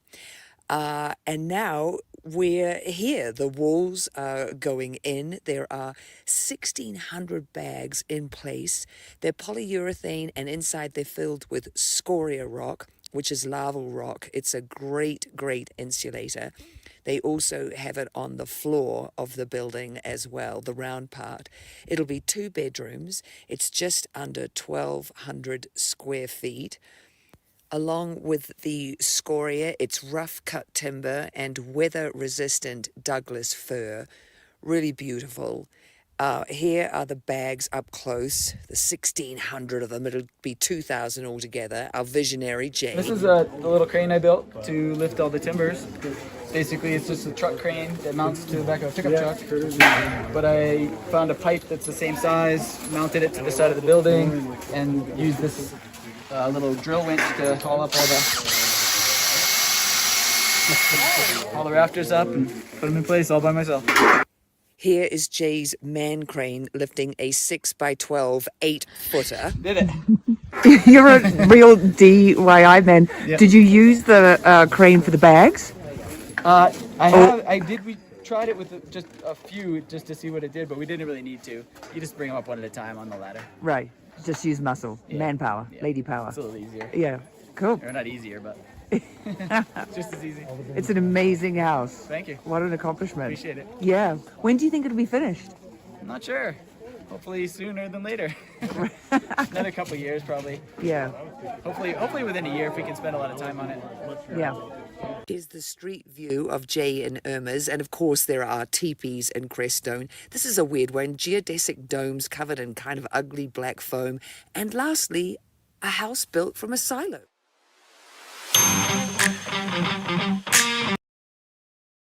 How cool is that? That's pretty cool. You realize innovation is just a stunning thing. You get people just out on their own doing stuff. Really, really cool. Thanks She's to, fun. Yeah. What a great time for her, you know, to meet these people who are sort of like-minded as well. Pretty terrific. Thanks for reporting from the road, Belinda. And that's It's the Planet Stupid for today. More It's the Planet Stupid. No. It's the planet stupid. Next time, only on The Mark Thompson Show. The Mark Thompson Show. I wanted to get to a little bit of law and disorder. Tomorrow, I will get into a story that I think is giant. I put it into the mix today, but I think I'm going to set it aside until tomorrow. And it's something that we talked about before, but now it's getting more attention. And it's the crypto money grab on the part of the Trump family from Middle East investors primarily. I'm talking about billions of dollars. It's the thing that really has supercharged the family's bottom line. It's how Donald Trump, David K. Johnston would tell you, has become a legit billionaire, probably close to $4.5–5 billion now, but not prior to the presidency. Anyway, that story has a few connecting parts, and I want to get into it tomorrow. The time is a bit shorter right now, and I'd rather get into it more toward the first hour of tomorrow's show. So that will be that plan. But what I did want to do, Albert, if you are down to do it, I wanted to maybe get into a little law and disorder. Can you make it happen for me? All right. Without any further delay, although we do love delaying, this is Law and Disorder. In the criminal justice system, the people, pimps, addicts, thieves, bums, winos, girls who can't keep an address, and men who don't care, are represented by two separate yet equally important groups. A cop, a flatfoot, a bull, a dick, John Law, you're the fuzz, the heat, you're poison, you're trouble, you're bad news. These are their stories. Out there on the outside, when you're up against the law, a strip club executive or two, or maybe more than two, bribed an auditor with private dances, free trips. It was all to avoid paying millions of dollars in taxes. Hey, That's right. You can get the lap dance and get out of a tax bill. Why not? Free trips to some of the venues with private dances to avoid paying more than $8 million in sales taxes. What? Yeah.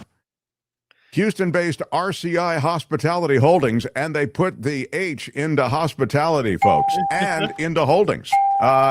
Its corporate leaders got favorable treatment during at least 6 tax audits that were performed over a decade. This was in exchange for perks given to a state auditor. This, according to New York Attorney General Letitia James. She says that RCI gave the auditor at least 13 complimentary trips to Florida, including hotels and meals, plus up to $5,000 a day for private dances at its strip clubs. How much do private dances cost at Florida strip clubs? Apparently, things have really changed since I was at a strip club. They went to a place called, just so you may recognize it, I'll share it with you, Tootsie's Cabaret in Miami. Oh, that's a nice place. All right. Yeah, why not? The auditor got free dances, food, and admission at clubs in New York as well. James said, again, the prosecutor, that RCI executives shamelessly used their strip clubs to bribe their way out of paying millions of dollars in taxes. And isn't that the American way, everyone? Yeah. It might be hard to think about paying taxes when there's boobs in your face. This is RCI. What? RCI Hospitality, publicly traded on the NASDAQ, by the way, owns and operates more than 60 clubs and sports bars and restaurants around the country, including Rick's Cabaret. And they have establishments in New York, and they own 2 other businesses in Manhattan. 79 counts in this indictment. And we will tell you how it all shakes out. Meantime, twin brothers made $1 million scamming golf tee times across California, according to the feds. They've been busted. They're Southern California brothers. They've been charged with failing to report more than $1 million in income from an alleged scheme centered around the world of golf tee time brokering. You know a little something about this, Commissioner. It's awful. It's hard to get a tee time. Is it like, do you buy tea times like you buy Taylor Swift concert tickets? Exactly. Oh. Yes, that is a perfect parallel.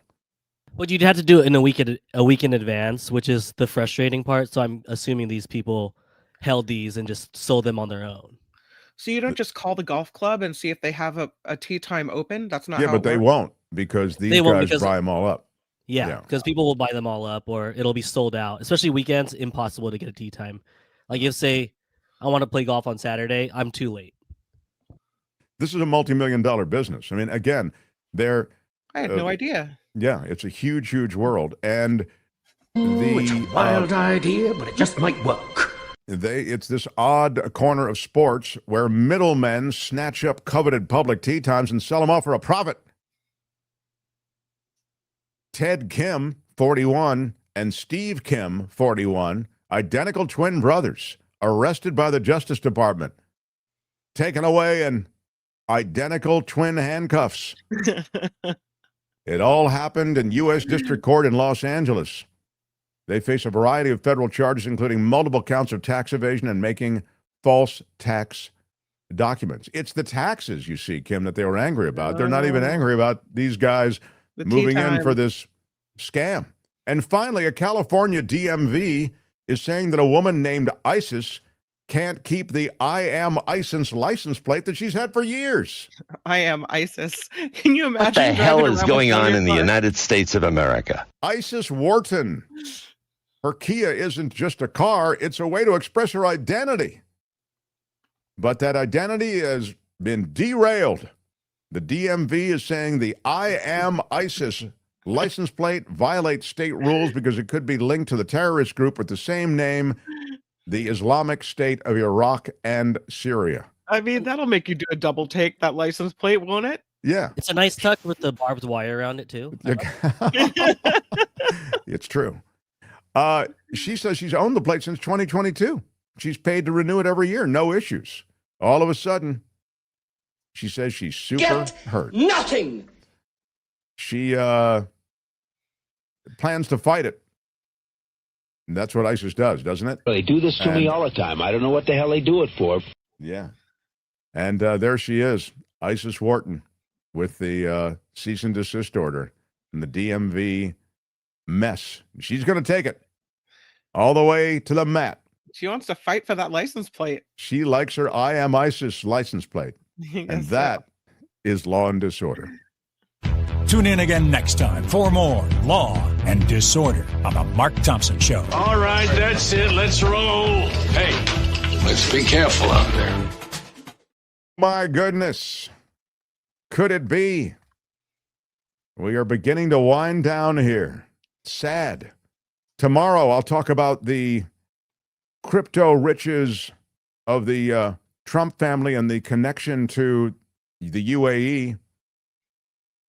And we've got a lot more on farmers and the clear warnings. We've talked a lot about, actually quite a bit about it. I mean, given the fact that we're kind of city folk, we've spent a lot of time on what's happening with the farming communities, both in California, but also in Arkansas and other parts of the country that have been decimated. They've been decimated, to be fair, not just from tariffs, but they've been decimated from already lean years and now tariffs and the loss of labor, because ICE and the deportation of many who are workers, you end up essentially gutting a lot of the American farming industry. So we'll have more on that tomorrow. David Katz joins tomorrow. You know, David Katz, notable for the fact that he believes the Supreme Court will overturn the tariffs. He believes the Supreme Court, and has predicted this, Katsadamus, says that the Supreme Court will not uphold Donald Trump's ability to impose these tariffs. That would, of course, create an entire area of lawsuits for businesses that have gone under because of the tariffs, also clawing back all that money. It would, but be that as it may, the Supreme Court is on the hook to make the judgment. And Katz says they will not rule with the president. Now, you know me, I'm a pessimist. I think very little of people generally, and they usually don't disappoint me. And I think particularly little of those who are so deep into their fealty to whatever end they might express, and also whatever devotion they have to, in this case, the President of the United States. I believe they'll find a way to greenlight the tariffs. And it scares me, but It's just one of the things in front of the Supreme Court coming up that's going to scare me. But we'll talk to David Katz tomorrow. Anything else I need to do before I say goodbye? Albert, were there any videos that I left orphaned? I feel like I left some videos on the playing field, but that just may be, I'll have to roll them to tomorrow. Yeah, I think we'd have to get into it, and then the show would. Chaplain Fred is saying, my license plate reads, I am Chapo. And he says, and I do not get stopped. I love it. Thank you for the $10 super chat. Yeah, that's very creative. Very creative. Albert, it's noted by Brian. Let me go. This is a Luis. With the $4.99 super sticker says, disgusting that this dude is being honored on the home field of a real hero who gave up everything in defense of this country. Rest in peace, Pat Tillman. I think, of course, I agree with you. The Pat Tillman, I've talked to you about the Pat Tillman story. If you haven't seen that documentary, see it today. It's one of the best documentaries, and it tells a terrific story. You're referring to Charlie Kirk there in the planned military honors. Pat Tillman from the Bay Area, I believe, too, right? I think he's from San Jose. Wow. I mean, even more, much of our audience originates in the Bay Area. Yep. Brian Reich says, just don't think I didn't notice that my $18 message to Rothman should have been read when he was present. Of course. Why are you yelling? That's exactly what I said, Brian. I mean, why are you yelling? I was outraged, and I blamed Kim. It's clearly Kim's fault. And I blame you. No, it's not my fault. I'm talking to Rothman. I couldn't even see it come in. It is absolutely inexcusable. Why are you yelling? And Kim is slipping. Is everybody noticing that Kim is slipping? I notice it. I blame you. Okay, all right. Well, I mean, if you want to get into it, Kim. Why are you yelling? Girl that found the stripper story. I'm just saying. Look. I had strippers and polyamory on the show today. I don't know. That is true. That is true. I've got to give her a couple of. Yeah, I will give her. Yeah, that is true. All right. Well. Oh, girl, baby girl. Don't even play. Kim is organic. Kim. Chit. Yeah, she's chitting her way. Oh, quit picking on Kim. Oh, it's disgusting. Seriously, what the fuck? I can't believe the way that everybody is. Here is a situation. Oh my God, you people are, it's outrageous. It is outrageous. Well, that's exactly right. Do not know what you are talking about. Mark is slipping, says Jeff. It's really. If I say anything about Kim, everybody, Kim is so great. They do this to me all the time. I don't know what the hell they do it for. Tomorrow, the great David Katz and others as we continue. I'm Shadow Stevens for the Mark Thompson Show. Bye-bye. After Party Live's going on. We're out of time. Bye-bye. Out of time. Bye-bye. Thank you, Albert. Thank you, Kim. Thank you, everyone. Bye-bye.